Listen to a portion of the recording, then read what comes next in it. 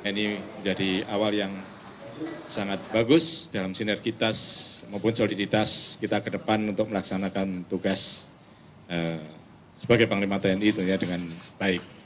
Dan tadi seperti rekan-rekan semuanya sudah sampaikan, Tawi tadi Ketua Komisi 1 telah mengumumkan tentang persetujuannya ya dari fit and proper test yang sore ini dilaksanakan, baik dari visi misi saya sampai pada pendalaman tadi. Kemudian yang tentunya yang menjadi perhatian saya nantinya tadi yang sudah disampaikan oleh Komisi 1 dalam pendalaman, ya mulai dari operasional, baik di Aceh, di Papua, kemudian di Laut Cina Selatan, kemudian alutsista, kesehatan prajurit, nah ini semuanya jadi perhatian saya ya untuk nanti referensi tugas-tugas ke depan. Tentunya tidak bisa diputuskan pada siang hari ini, nanti akan kita evaluasi bersama. Ya, hal yang belum bagus nantinya akan kita evaluasi bersama dengan Kepala Staf Angkatan, dan untuk menuju ke depan yang lebih baik, tentunya yang sudah baik akan kita lanjutkan. Karena memang perencanaan nanti di dalam 2023 kan sudah direncanakan di masuk RKKL 2022 di dalam anggarannya. Namun dalam pelaksanaannya nanti 2023 saya akan lihat hal yang masih relevan bagus pasti akan tetap saya konsisten untuk melanjutkan.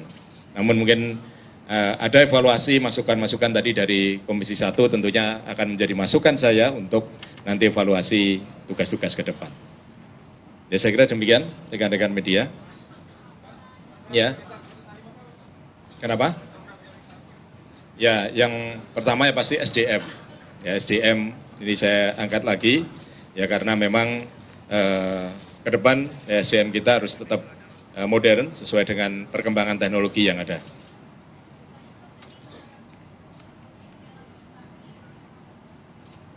Kenapa? Ya tadi yang saya sampaikan tadi di klaster-klaster ya, klaster-klaster tentang bagaimana untuk melaksanakan operasi di Aceh, ya, bagaimana yang sekarang ini ada operasi di Aceh, dievaluasi di Papua juga demikian, kemudian Laut Cina Selatan juga demikian. Ya, ini semuanya nanti tadi yang masukan dari Komisi 1 nanti akan saya gunakan sebagai evaluasi untuk pelaksanaan ke depan.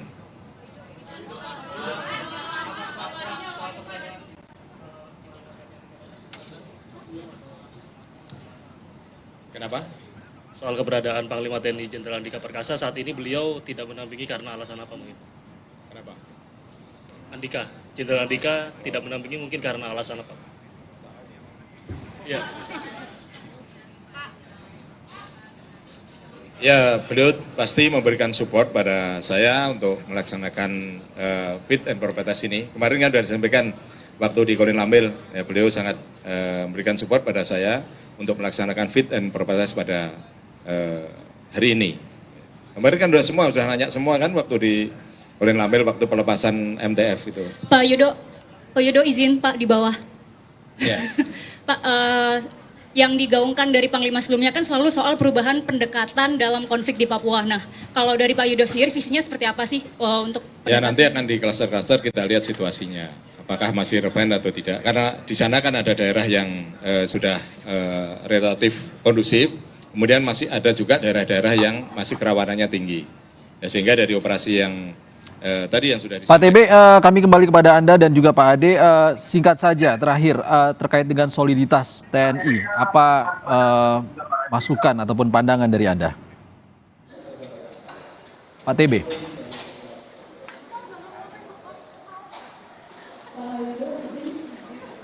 Kita ke Pak Ade dulu sebelum Pak TB tersambung kembali. Pak Ade, tadi tampak ada Kapolri, ada juga Kasat di sana, ada juga Kasau. Tanggapan Anda seperti apa? Satu hal yang positif ya, di eselon pemimpin paling tinggi ada kebersamaan. Itu harus dibangun dan dilaksanakan oleh para pejabat yang sekarang dan dilanjut yang akan datang, karena itu akan menjadi suatu benchmarking bagi anak buah prajurit di lapangan. Artinya kalau pemimpin di atasnya kompak, di bawah juga harus kompak gitu kan. Memang ada hal-hal yang memang perlu ada perhatian untuk menghindari misalnya perpecahan di bawah ataupun di antar TNI Polri ataupun antar matra. Memang butuh pengayuman daripada komandan-komandan di lapangan. Jangan sampai mereka menjadi provokator gitu ya. Harus betul-betul membangun kerjasama. Baik, kita ke Pak TB. Terakhir Pak TB, singkat saja penilaian Anda.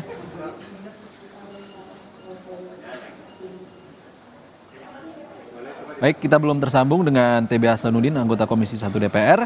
Kita sudahi dialog ini.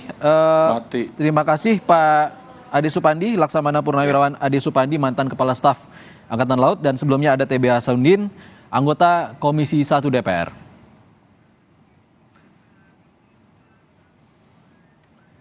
Usai jeda saudara, Bupati Bangkalan tersangka korupsi suap lelang jabatan mengikuti peringatan Hari Anti Korupsi yang dihadiri Ketua KPK.